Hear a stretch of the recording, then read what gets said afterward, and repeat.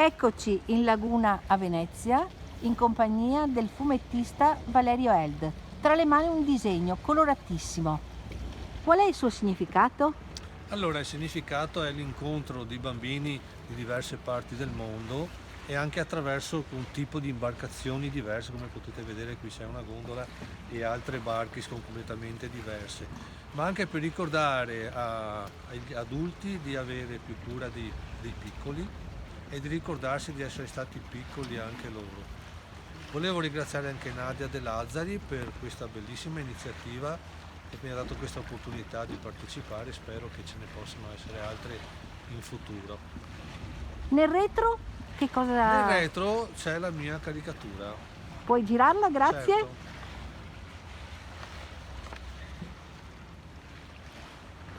Eccoci.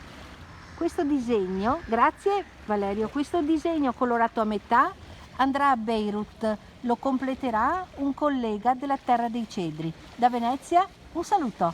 Ciao!